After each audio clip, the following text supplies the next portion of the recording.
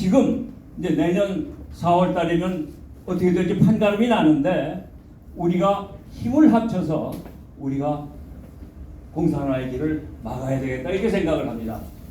저는 이제 오늘 말씀드리고 싶은 거는 윤석열 대통령 성공의 길인데 남북 관계를 중심으로 해서 한번 봐야 되지 않겠느냐. 근데 결론은 간단합니다. 이 대한민국 사회에 있는 종북 주사파를 척결해야 되는 거예요. 그것만 되면은 그러면은 우리뿐만 아니라 우리 아들 손자한테 괜찮은 나라를 그냥 물려줄 수 있는 거예요. 그러니까 제가 여기서 말씀드린 결론은 종북 주사파를 척결하는 게 가장 중요한 우리 과제다. 이 과제를 가지고 제가 말씀을 드리겠습니다.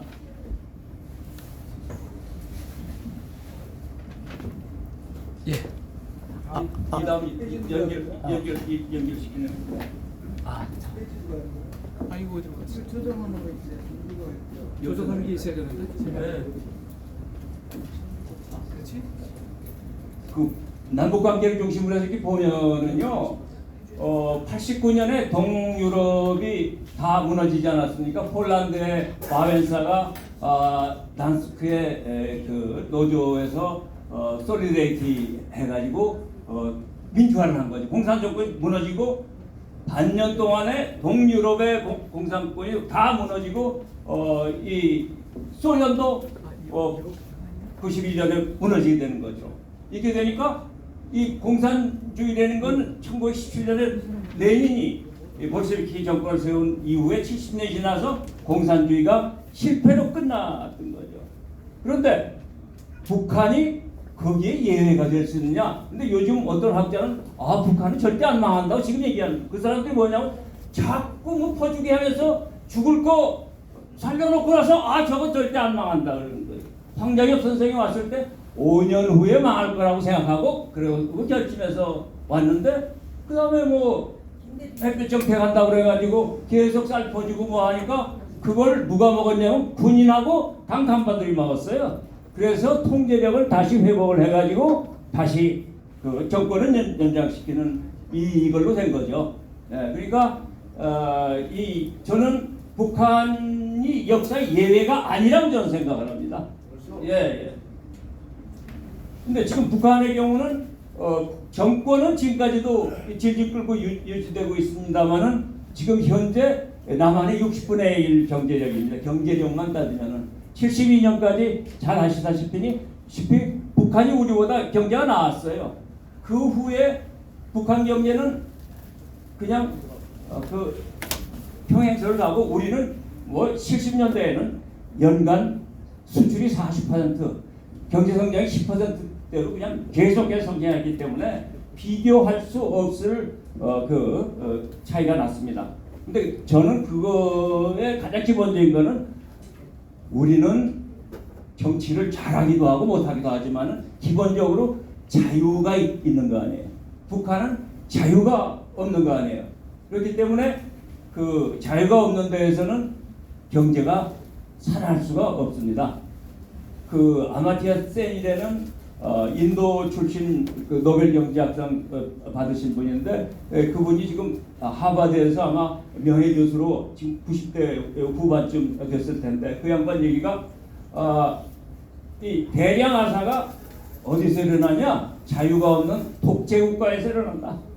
그 인도가 영국의 식민지 통치를 받을 때 그때 생산은 됐는데 식민 당국이 분배하는 거를 그 식민 관료가 하면서 몇십만 명이 굶어 죽게 만들었어요. 그러니까 그런 독재를 하는 데에서 대량 하사가 일어난다. 그건 요즘 우크라이나의 홀로도모르라고 1937년에 뭐 몇백만 또는 몇천만이 굶어 죽었다고 하는 것도 거기서 곡창지대에서 나는 이 식량을 스탈린이 다 가지고 왔어요. 그래서 몇천만이 굶어 죽고 거기에서는 아이들을 우리 집 아들은 저쪽에서 잡아먹고 저쪽 아들은 우리가 잡아먹고 이런 인육을 먹는 그런 지옥 상태가 1937년 스탈린 때 있었습니다. 그러한 독재 국가에서 대량 학살을 모택동이 독재할 때에도 마찬가지로 몇천만 명이 굶어졌어요. 그 북한의 대량 학살 1990년대 후반에 일어난 것도 독재 때문에 그러한 대량 학살가 일어난 겁니다. 그래서 이 자유가 없이는 이 경제가 일어날 수 없고 그게 남북한 차이의 근본적인 이유라고 할 수 있습니다. 그런데 거슬러 보면 1991년에 이제 동북권이 넘어지고 이렇게 되니까 이제 남북 협회담을 계속해서 했습니다. 굉장히 오래 했어요. 그래서 91년에 남북 기본 합의서라는 걸 채택을 했습니다. 워커힐에서 사인을 했습니다. 우리는 우리는 정원식 총리도 지금 기억을 하는데 그분하고 북한에서는 연영묵 총리가 사인을 하고 갔어요. 사인을 하고 갔는데 김일성이 뭐라고 그랬냐면은 헬리콥터 보낼 테니까 개성에서 헬리콥터 타고 오라고. 그래서 헬리콥터 타고 갔더니 목련관이 저 어딘지 모르고 그게 국가 연회하는 데인가 봐요. 거기에서 김일성이 연영묵 총리를 비롯한 대표단한테 고생했다가 아주 선거 정말 잘했다고 축하한다고 이렇게 하면서 잘 됐다 하고 치하를 했다는 거예요. 근데 그건 뭐냐면은 김일성은 이 남쪽 대표단이 우리가 원하던 걸 다 집어넣었어. 우리가 원하던 걸 지금 다 들어준 거예요. 그래서 우리 남쪽 대표단은 우리가 협상을 교섭을 잘해서 북한이 다 해준 줄 알았더니 그게 아니고 김일성은 일단 합의를 해주고 지킬 생각이 하나도 없던 거예요.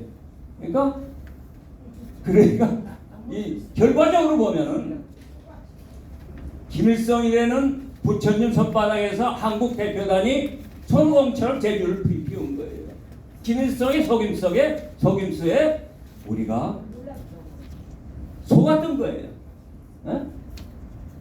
그거 하나도 안 지켰잖아요. 지금까지 안 지키잖아요. 그리고 그때 이어서 남북 비핵화 합의도 해가지고 안 하겠다 했는데 계속해서 핵 개발하고 안 거 아닙니까? 그러니까 뭐 다른 때도 그렇죠. 지금까지 북한이 북한에 합의해서 지킨 게 거의 없는데 이 91년 우리 대표단이 잘했다고 했는데 김일성은 그거 해놓고 안심 지켜놓고 뒤에서는 다른 짓을 해왔습니다. 그게 우리가 속아온 거예요. 그래서 북한은 그러고서 평화공세로 위기를 돌파하는 거예요. 근데 지금도 이제 우리가 불충분하지만 우리가 휴민트라고 그러나요? 직접 가서 첩보활동하는 게 굉장히 위험하고 어렵기 때문에 정확하긴 못하지만 우리가 북한 정세를 잘 모르고 또 정보기관이 국내 정치에 또 직접 양쪽을 다 하게 되면은 이 대통령 정권을 한 사람한테 비위맞는 정보를 만들어내는 수가 많죠. 그러니까 제가 청와대에 있을 때인데 김정일 머리도 되게 나쁘고 술만 처먹고 곧 죽을 거라고. 저것만 되면 금세 넘어져 했었는데 머리가 비상하게 좋다는 거 아니에요. 김정일이가 엄청나게 머리가 좋은 친구래요. 황자영 씨 얘기하면은 그때 뭐 고등학교 1학년인가 저걸 하는데 김일성 이렇게 하고 모스크바에 갔는데 그 고등학생이 딱 아침 되면은 거기 따라간 황자영을 비롯해서 쭉 얘기하고 우리 아버지한테 보고할 거 다 보고하라고 그래요. 자기가 그걸 다 정리해서 나갈 때 보고하고 돌아와서 또 보고하고 이걸 하자는 거예요. 이거 권력 의지가 엄청나게 좋은 친구고 머리도 좋았었다 이거예요. 근데 우리는 그 정보가 우리가 정확하지 않았던 거죠. 곧 망한다고 이렇게 했었던 거죠. 그래서 이제 앞으로 우리가 옛날보다는 나아지겠지만은 북한에 대한 정확하고 냉정한 정보가 우리가 필요하지 않을까. 그동안에는 우리가 북한 정보가 정확하지 않았었다. 이걸 우리가 인정해야 되지 않나 이렇게 생각이 듭니다. 그래서 조금 전에 말씀드렸듯이 북한은 일단 평화공세로 남한 공세를 선방을 하고 대내적인 단속을 강화하는데 크게 두 가지로 봐서 지금까지 하지만은 일단은 북한의 외부 정보가 못 들어가게 하는 거예요. 철저하게 차단하는 거예요. 그러니까 북한에 있는 뭐 요즘은 뭐 유튜브나 또는 뭐 한국 가요도 들어가서 뭐 안다고 그러지만 아주 순박한 많은 사람은 아직도 북한이 전 세계에서 제일 훌륭한 파라다이스라고 믿게 정보 차단을 하는 게 있고, 그 다음에 포갑 통치를 강화하는데 뭐 잘 아시겠지만 당의 유일사상 체계 10대 원칙이라는 걸 해가지고 예를 들어서 김일성, 김정일, 뭐 김정은 조금이라도 그 비판한다든지 뭐 이렇게 좀 나쁘게 얘기를 하면 당장 잡아가다가 뭐 재판 절차도 없이 강제성소에 집어넣는다든지 고문한다든지 이런 식으로 하는 거예요. 그러니까 그런 포갑 정치에 의해 가지고 꼼짝을 못하는 이런 체제를 해가지고 정권을 유지하는 거죠. 그래서 잘 아시다시피 강제 수용소에 이제 한 10여만 원 들어가 있는 걸로 지금 추정을 하고 있는데, 거기 들어가면은 살아서 나올 확률은 한 절반 정도 되지 않나. 그렇게 하고 뭐 정말 쥐도 잡아먹고 뭐 이렇게 한다고 하는데, 이런 포갑 정치에 의해 가지고 이제 정권은 유지가 되는 거예요. 그래서 3대 세까지 해와 있는데 저쪽 그 표에 있는 것들이 이 강제 수용소인 것 같습니다. 네. 그래서 좀 전에 말씀드렸듯이 이 한국의 대응이 대북 정보가 부족했고 소극적으로 대응하는 경향이 있었어요. 그래서 이 김일성의 생존 전략을 방관하고 이제 우리가 북방 정책, 중국, 과거의 소련, 그리고 동구권 이 나라들하고 다 우리가 관계를 다 정상화시켜가지고 우리 북방 정책 성공했다. 여기에 그냥 만족하고 그 이상 더 우리가 밀고 저쪽을 압박을 해야 되는데 그 압박을 우리가 느슨하게 했다, 이런 생각을 합니다. 그 다음에 아까 말씀드렸듯이 햇볕 정책 10년 하면서 북한 정권을 지원한 거예요. 그러니까 지금도 마찬가지죠. 뭐 어떤 사람 또 얘기를 하는 거예요. 저 전쟁이라는 게 좋아? 그거보다는 평화 유지하는 게 낫지 않아? 이런 식의 논리로 우리 그 기본적인 애국 진영의 생각을 협박을 하고 있습니다. 말씀드렸듯이 우리가 경제적 지원을 했음에도 불구하고 북한은 이 핵 개방에 집착을 하는데, 그건 다른 경제력이나 모든 능력이 떨어지기 때문에 핵이나 미사일 이거 가지고 소위 그 전갈 같은 이런 전략이 독을 가지고 우리 그 정권을 유지하겠다, 이 생각이라고 생각을 합니다. 그렇게 해서 2,500만보다 줄었다고 보는 건데, 2,500만 북한 주민의 민생이나 인권은 외면을 하고 있습니다. 제가 여러 가지 기회가 있었는데 1986년부터 제가 동경에서 대사관에서 정치 참작을 했어요. 근데 그때 소련 외교관들을 만나서 제가 한 2년 정도를 일주일에 한 번 정도씩 만나가면서 이제 한소수교를 우리가 어떻게 해야 된다 뭐 이런 얘기를 하고, 마침 88 올림픽이 있어서 아주 얘기를 하니까 정이 들었어요. 근데 그때 그 사람들이 이렇게 뭐 책임지는 건 아니지만 암시하는 거는 어떤 식으로 암시를 하냐면은 소련 사회, 공산주의 사회, 독재하는 사회에서는 모든 사람이 책임을 안 지려고 굉장히 노력한다, 이렇게 얘기하더라고요. 근데 제 후배가 금보신호에 가서 2년에 있다고 온 친구한테 제가 또 물어봤어요. 북한 사회를 쉽게 이해하려면 어떻게 이해하면 되겠냐 그랬더니 선배님, 책임입니다 그러더라고요. 책임. 모든 주민이 책임을 지지 않기 위해서 필사적인 노력을 하는 사회다. 그러니까 일을 잘해서 내가 뭘 해가지고 상을 받는 건 원하지 않아요. 상 받는 건 원하지 않아요. 그게 아니고 가만히 있어도 그 배급 주고다 이게 되는 거니까. 지금 좀 변했지만 하여튼 그런 식으로 해서 책임을 안 져야 된단 말이에요. 그러니까 어떤 경우는 잘못해가지고 친구하고 잘못했는데 그 친구가 끌려가면 또 자기도 책임질 경우도 있죠. 또 가족 중에서도 또 하게 되면 또 연좌제 비슷하게 해서 끌려가잖아요. 그러니까 책임을 지지 않으려고 전전긍긍하니까 그 사회는 발전할 수가 없다. 이런 얘기를 하더라고요. 그런데 이제 한국 사회가 아까도 말씀드렸지만은 그 혼돈 상태에 빠졌는데 일부 세력들이 우리 민족끼리 하자 이런 얘기를 하는데 지금도 북한의 선전매체나 그 일본에 나와 있는 무슨 기관지를 통해서 하는 건 맨날 우리 민족끼리 하는 거예요. 그 우리 민족끼리라는 거는 우리 민족끼리 합작을 해가지고 일본은 반일을 하고 그에게 또 반미하고 하자는 거하고 연결되는 거예요. 우리 민족끼리라는 건 결국은 반일 반미하기 위한 구호라고 생각을 하는 겁니다. 근데 이제 그 당시에 있던 얘기들 중에서 그 남북 통일할 필요 없어. 통일되면은 저 북한은 엄청나게 가난하기 때문에 통일 비용이 엄청나게 많이 들어가지고 이거 통일할 필요 없어. 이런 얘기를 하는 거예요. 그거에 대해서는 이제 그 독일이 통일된 다음에 뭐 정신적인 문제는 완전 통일은 시간은 걸리지만 분단된 기간이 길면 길수록 통합되는 것도 오래 걸리는 건 틀림없는데 경제적으로 통합된 독일이 정상화되는 게 15년 걸렸어요. 근데 언젠가 이 서울에 와 있는 독일 대사한테 한번 물어봤어요.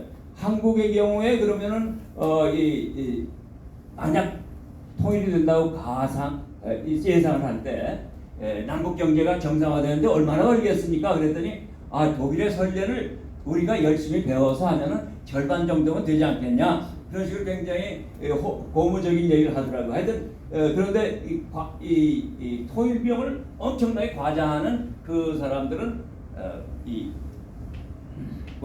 북한의 입장을 이해하자는 그런 얘기입니다. 그 다음에 동북 제4성론이라는 게 있어요. 이거 중국이 저걸 해가지고 동북 참성이 있는데 북한까지 이렇게 해서 동북 4성론이 되니까 그거 막기 위해서도 뭐 우리가 그 북한한테 많이 도와주고 해야 된다 이런 식의 얘기를 합니다. 그다음에 통미봉남론이라는 게 있어요. 그것도 이제 이전에 북한이 미국하고 뭐 자꾸 그 교섭파고를 내니까 북한이 미국하고 통해서 남쪽은 왕따시킨다. 북한 중심으로 해서 우리 이렇게 되니까 우리가 빨리 북한하고 손을 잡고 미국이 우리를 왕따시키지 말아야 된다. 이런 게 한 10여 년 전, 20년 전에 있었던 얘기들인데 이건 다 현실 가능성이 없습니다. 지금 현재 어떤 의미에서는 북한은 아까 말씀드렸듯이 1990년 전후 90년대에 첫 번째 위기였다면 뭐 지금 뭐 계속되는 거지만 두 번째 위기라고 이렇게 얘기할 수가 있겠죠. 그래서 김정은이 2012년에 집권한 이후에 400명 이상의 고위 간부를 처형을 했습니다. 김정남을 암살했고 장성택과 관련되는 이 가까운 사람들 다 이렇게 숙청을 하고 이렇게 됐고 그 이름 우리 들어본 게 이영호 총참모장인가 한 사람이 연영철, 황병서, 김원웅 이런 순회들 다 숙청을 했는데 이거는 그만큼 김정은 정권이 불안화되는 이 반증이라고 할 수가 있겠습니다. 태영호가 대표적인 고위 인사지만은 지금 공개되지 않은 사람들도 북에서 굉장히 그 고위직에 있는 사람들이 지금 많이 지금 현재 나오고 미국으로 가고 이렇게 하는 걸로 알려져 있는데 이것은 민심이 점점 거의 다 이반됐다고 볼 수가 있지 않겠나 이렇게 생각합니다. 북한 경제는 아까 말씀드렸듯이 다시 회복할 수가 없고 30년 동안 계속 평행선이나 마이너스 성장을 계속 되었습니다. 뭐 그러다가 이건 어떻게 할 수가 없는 거지만은 장마당이 뭐 그 공식적으로 이제 묵인되고 있다고 그러는데 한 500개 정도는 장마당이 있는 걸로 되어 있고 거기에서 생필품들은 이제 일단 거기에서 다 탈구, 사고하는 이런 걸로 알려져 있습니다. 이제 국제적으로는 북한이 이제 핵 미사일 개발 실험 계속하고 하니까 유엔 안보리에서 10번의 재제기를 했고 6차 핵실험 이후에 2017년 9월 안보리 결의 2375호로 결의를 해서 북한의 주요 품목, 석탄, 수산물, 의료제품 이게 주요 수출품이래요.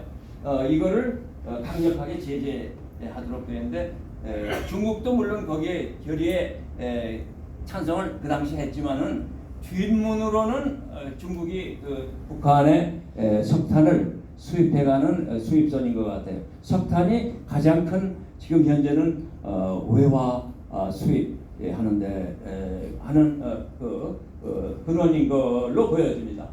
그런데 이 석탄 탄광을 우리 저희 지금 있는 시민단체에서 위성 사진을 분석을 해봤더니 석탄 탄광이 이렇게 있으면은 그 주변에 뭐 요독 수용소 뭐 이렇게 해서 그 주변에다가 수용소를 강제 수용소를 해놓는 거예요. 그렇게 해서 강제 수용소에다가 예를 들어서 국군 포로라든지 뭐라고 할까요? 적대계층의 이런 사람들을 거기다가 수용해서 지내게 하면서 석탄을 파괴하는 그런 방식으로 석탄을 채굴을 하고 그렇기 때문에 우리 국포로들 지금 80명 한국에 오셨지만 지금 10명 정도밖에 안 남으셨어요. 대개 90이 넘으셨는데 그분들은 3, 40년 동안 거기 가서 그것만 탄부 생활 하다가 이 폐가 뭐 미세먼지 있잖아요. 진폐 뭐 이런 환자로 굉장히 호흡기 질환을 많이 가지고 한국에 오셨더라고요. 그렇게 해서 또한 북한에 대해서는 연간 50만 톤 이상 석유를 못 주도록 되는데 중국이 거기도 뒤에서 좀 더 이렇게 줄 수 있는 길을 열어놓고 있는 것 같은 이런 생각이 듭니다. 그리고 지금 북한의 해외 근로자가 2년 내에 전원 귀환하도록 되는데 그동안에 코로나에 맥혀 있다가 지금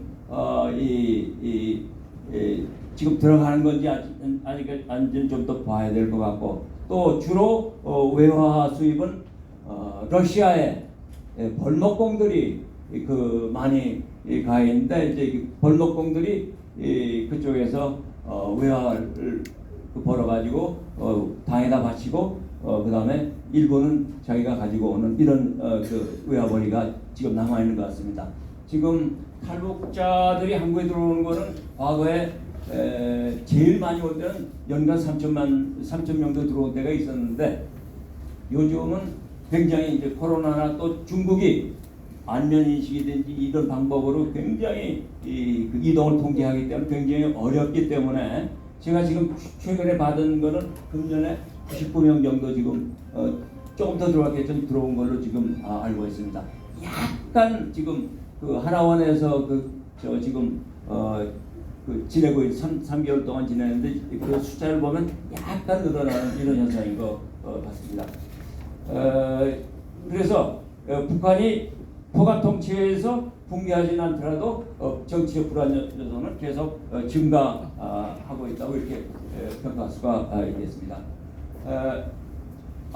북한 경제는 2017년에 16억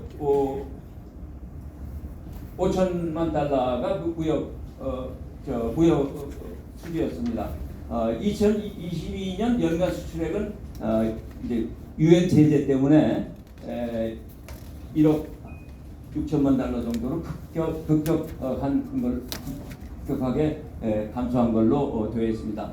근데 지금 현재 평양이나 이런 데 사진을 보면 아직도 굉장히 화려하게 나오는데 그건 아마 이제 돈주라고 하는 이 정권 측에 가까운 이런 장사꾼들이 중국 돈을 가져오든지 이런 식으로 해서 같이 개발해서 거기에 해서 자기가 예를 들어서 3분의 1을 먹고 이 당에다가 뭐 3분의 1은 주고 이런 식의 방법으로 그 평양이나 이쪽은 특별하게 개발하는 걸로 보여집니다.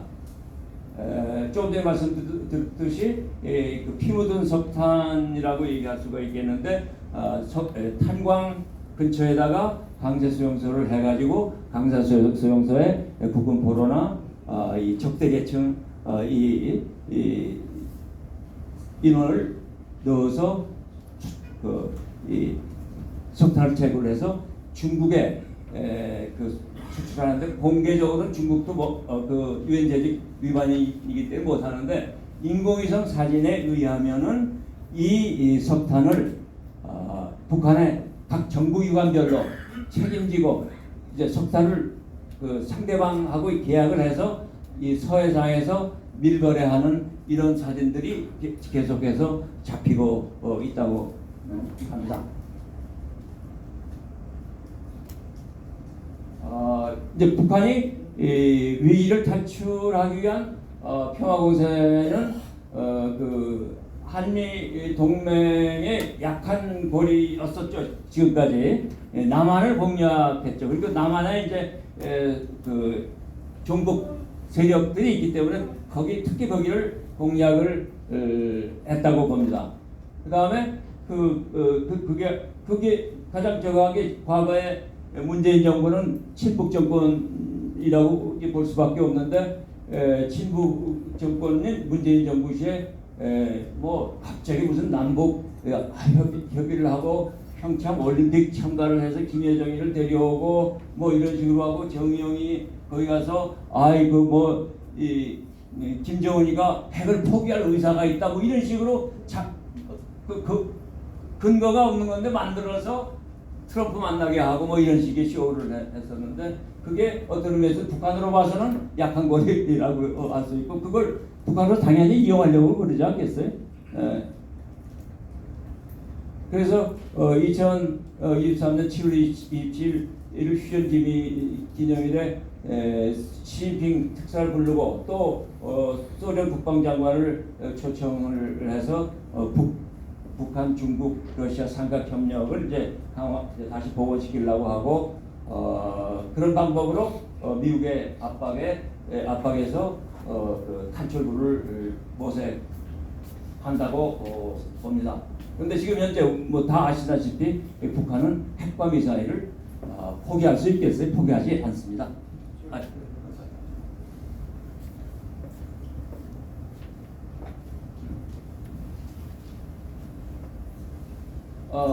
그러니까 핵 미사일 개발은 다른 건 뭐 다 될 수가 없으니까 이런 이 치명적인 무기를 개발해가지고 외부로부터의 그 지원을 추구하는 이런 걸로 볼 수가 있겠습니다. 그 핵 개발은 핵 실험은 6번째인데 지금 7번째를 언제 할 거냐 이게 그건 정치적으로 큰 이제 문제가 되겠죠. 그다음에 탄도미사일 이제 곧 다시 하겠다고 얘기하는데 이거에 대해서 지금 미국이 굉장히 그 제재를 가하려고 지금 준비를 하고 있는 걸로 알고 있습니다. 네. 그러면은 윤석열 정부가 성공을 어떻게 되겠는지 다시 말씀드리자면은 실은 정북 주사파를 척결하는 거예요. 그러나 지금 현재 잘 하고 있는데 한미 동맹을 이제 거의 다 완벽하게 회복했다고 저는 생각을 합니다. 그 동안에는 미국하고 문재인 정부하고는 얼마나 뭐라 그럴까요? 의견 차이나 이게 많았어서 그게 이제 미국이 봤을 때 이제 한국 정부를 믿을 수 있다는 이 신뢰를 이제 회복했다고 저는 생각을 합니다. 이제 그걸 기본으로 해서 한미일 간의 협력이 이제 그 지난번 8월 18일 그 캠프 데이비드 삼국 정상 회동에서 우리가 거기서 합의가 되지 않았습니까? 그래서 과거에는 일본이 약간 뜨뜻미지근하게 보이는 감이 있었는데 이제는 기시다 정부도 이제 확실하게 한미일 자유민주주의 협력 체제의 일원으로 들어오겠다 얘기를 했고 그 중에서 지금 제가 기억하는 거는 한미일이 앞으로 평화스러운 자유 민주주의 통일을 지원하겠다는 이런 그 합의를 이뤄냈습니다. 그래서 일본이 이제는 한미일 민주주의 전선의 일원으로서 확실하게 돼 있고 또 특히 어제 오늘 신문에 나지만은 이 지난 16일 기시다 총리하고 우리 윤석열 대통령하고 샌프란시스코에서 또 7번째 금년 들어와서 7번째 회담을 정상회담을 했습니다. 그 정도로 한일 간의 관계가 이제 깊어진다고 볼 수 있는데 이거는 잘 아시다시피 가장 그 당시에 선거했던 거는 노무현 정권 때 그 선거에 반일이냐 친일이냐 이런 식으로 하는 거예요. 반일은 독립운동한 후예들이고 친일은 이 기득권 세력인데 이거는 일본하고 이렇게 해서 민족을 팔아먹은 세력이다. 이런 식의 반일과 친일 가지고 국내 정치에 활용해서 선거에서 도움을 받았습니다. 그거는 지금도 마찬가지예요. 지금도 아직은 우리가 반일 교육을 저 자신도 많이 받았기 때문에 반일이냐 친일이라면 많은 일반 국민들은 반일 쪽이 오히려 더 국내 선거에서는 덕을 볼 수가 있습니다. 그래서 저 개인의 주장이지만은 국내 정치에 반일과 친일을 쓰는 거는 그건 이 국가의 백년되기 위해서는 좋지 않다는 게 제 개인적인 생각입니다. 그렇게 하고 이 실은 일본 저는 이제 일본 관계를 한 10여 년 전부 다 합치면 한 셈인데요. 뭐 잘 아시다시피 이제 일본을 옛날에 우리가 여기 계신 여러 어른들도 마찬가지일 거예요. 일본하면 우리보다 훨씬 한 수가 높은 식민 통치국가였어요. 우리는 아무것도 없었을 때 그때 일본은 우리의 10배 이상의 그 국력이 있었는데 요즘은 뭐 개인 GDP 1인당으로 하면은 거의 비슷하게 됐습니다. 그리고 구매력 기준으로 하면 뭐 일본이나 우리나 거의 비슷할 정도로 되어 있고 물론 제도나 또는 원천 기술이나 이런 거는 일본이 훨씬 우리보다는 앞서 있지만은 저희 젊은 애들한테 가서 이렇게 물어보면은 일본 젊은이들은 에너지가 그렇게 없다고 그러는 것 같아요. 그러니까 우리 젊은이들은 아직도 좀 이렇게 도전하고 뭐 이렇게 하려는 이런 적이 있는데 그거에 비해서 일본 사람들은 그렇게 안 해도 우리 여기서 그냥 하루 아르바이트해서 하면 뭐 먹고 사는데 이런 식의 굉장히 축소지향적인 그런 그 분위기라고 하는 것 같아요. 그래서 장기적으로 봤을 때 우리가 일본보다도 훨씬 우리 젊은이들이 종주사파만 없으면은 괜찮게 나라를 끌고 갈 수 있지 않을까 하는 이런 생각을 갖습니다. 일본하고 우리하고 이제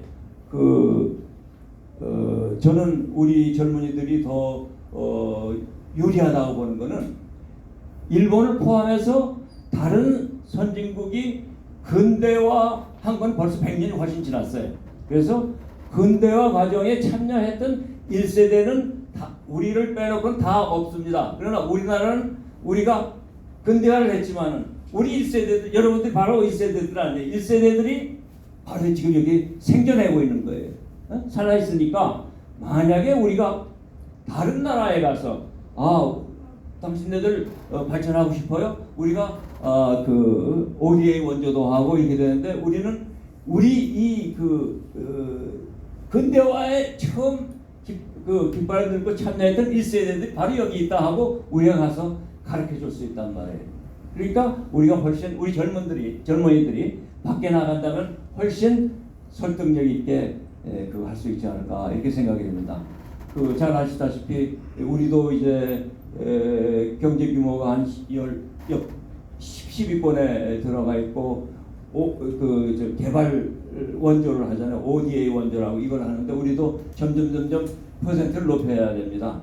그래서 우리가 점점 높여가는데 그걸 하게 되면은 이제 그 우리 젊은 사람들이 밖에 나가서 아주 적극적으로 해야 될 것 같고 저는 그 젊은이들이 안에도 관심을 가져야 되지만 밖으로도 많이 관심을 가지고 나아가도록 우리가 하면 좋겠다 하는 이런 생각을 갖습니다. 얘가 좀 다른 데로 가는데 그 우리는 이 한미동맹 그리고 한미일 협력을 강화를 해가지고 북한 핵을 포기하도록 압박을 계속해서 나아가야 됩니다. 북한 정권이 고집을 꺾지 않으면은 무력 행사도 불사한다는 이런 생각을 가지고 해야 되고 또 항상 저는 북한이 언제 망할지도 모르기 때문에 그거에 대해서는 우리 정부나 이런 차원에서 그거에 대한 준비를 좀 하고 있어야 된다 이런 생각을 갖습니다. 네.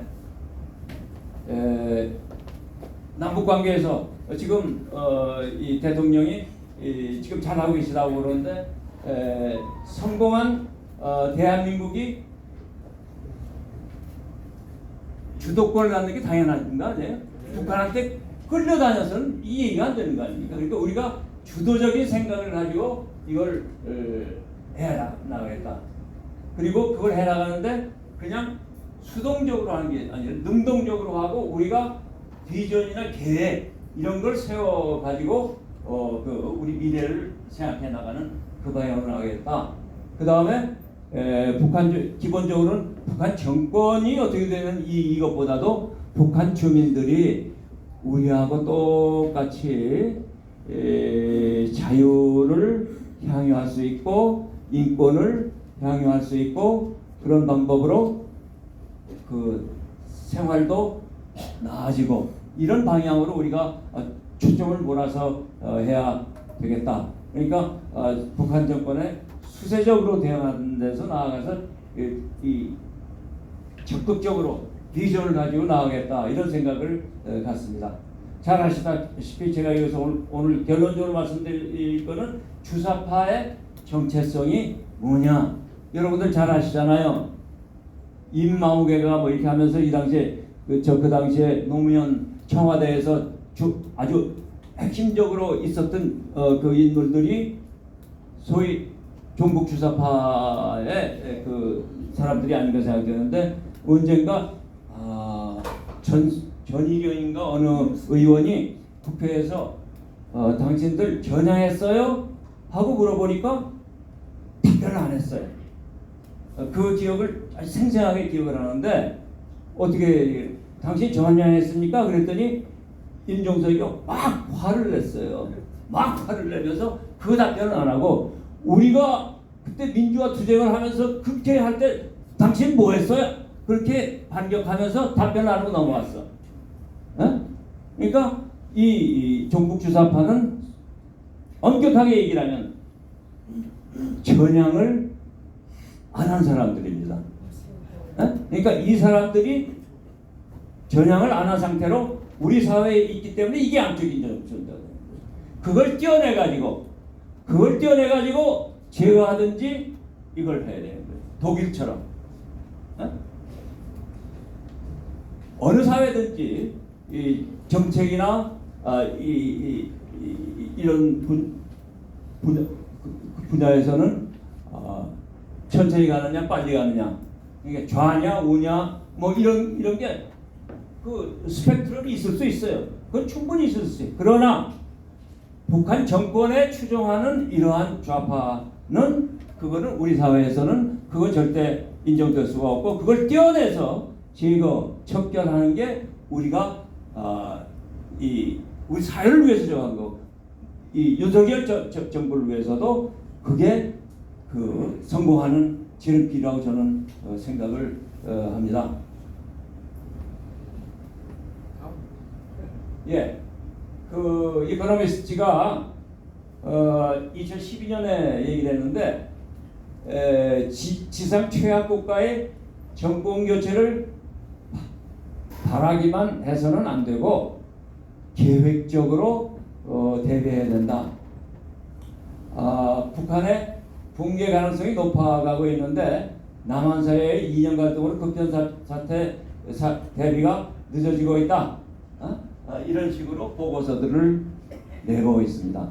이거를 계획하는 것은 한국이 근대화하는 이 박정희 대통령이나 이런 그 지도 리더십 하에서 근대화해 가는데 굉장히 계획을 해서 아주 성공을 했다. 이와 마찬가지로 그런 방법으로 북한을 우리가 통일하는 준비를 하라는 이런 보고서를 영국의 IISS에 대해서 우리한테 했었습니다. 그래서 제가 이미 다 말씀드렸습니다만 북한의 경우는 개혁 개방을 지금 할 수가 없어요. 개혁 개방을 안 하면은 북한 체제는 다시 올라갈 수가 없어요. 망하는 거고 개혁 개방을 하면은 정권이 망하는 거죠. 그러니까 이렇게도 못하고 저렇게도 못하는 그냥 계속 가는 겁니다.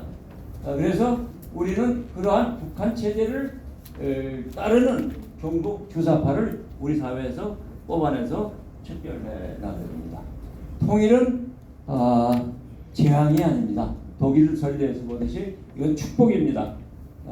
길게 봐서 이 통일이 된다 그러면은 한국이 뭐 지금도 뭐 전 세계 10위이고 군사력까지 다 합치면 6위 국가라고 얘기를 하는데 훨씬 더 강한 국가가 되고 중국과 일본에 대해서도 옛날보다 훨씬 더 우리 목소리가 훨씬 더 커질 수 있다. 이런 생각을 갖습니다. 통일이 되면은 중국에 대해서 지금보다 훨씬 더 당당하게 할 수 있지 않나. 지금 중국이 저 개인적으로 판단하기에는 시진핑이 원래는 등소평이 얘기하듯이 그 뭐라 그러죠? 도강량이 하라고 그랬는데 너무 빨리 발톱을 드러냈어요. 너무 빨리 발톱을 드러내니까 중국이 우리 한국을 비롯해서 이 주변 14개 국가에서 중국에 대한 호감, 비호감도가 거의가 80% 정도가 중국을 싫어하게 되는 거예요. 그거는 아주 현명한 게 아니죠. 힘이 있다 하더라도 주변 지역을 어느 정도는 달래가면서 해야 되는데 이걸 발톱을 내놓고 하니까 모두 야 이거 큰일 나겠다 생각하고 하는데 시진핑은 그거의 잘못이라고 보고 시진핑 자신도 지금 삼선 세 번 15년 하도록 되어 있는데 영구 집권으로 지금 되어 있지 않습니까? 영구 집권 안 되는 거는 우리 그 민주주의가 최선은 아니지만 차선 아니에요. 독재를 하게 될 경우에는 커다란 정책적인 실수를 하기 쉽지 않느냐. 모택동도 절대적인 권력을 가졌을 때 독재를 한 거 아닙니까?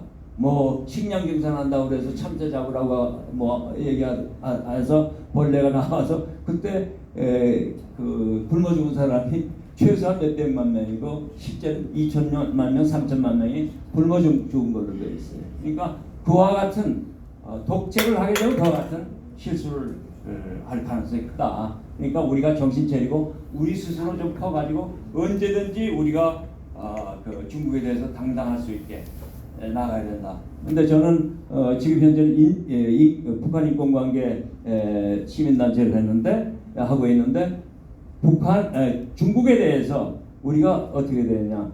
우리는 중국에 비해서 상대적으로 인구가 적죠. 그렇기 때문에 어떻게 돼야 되냐? 규범을 지키자 우리 이렇게 우리가 중국한테 얘기해야 돼요. 규범을 지키자. 그렇게 되면 국제사회가 우리를 응원하게 되는 거죠. 우리 혼자 하는 것보다는 규범을 지키는 그게 국제 질서를 위해서 평화를 위해서 발전 번영을 위해 좋은 거다는 걸 우리가 계속 얘기를 하면서 우리의 그 응원 세력을 넣어서 그 많이 얻어가지고 중국에 대응하는 게 좋겠다 이런 생각을 갖습니다. 그리고 마지막으로 우리가 자신감 그리고 전략을 정확하게 가지고 준비해서 나간다면은 우리가 원하는 평화스러운 자유 통일이 될 거라고 이렇게 생각을 합니다. 오늘 수없이 말씀드렸지만 경청을 해주셔서 대단히 감사합니다. 감사합니다. 예.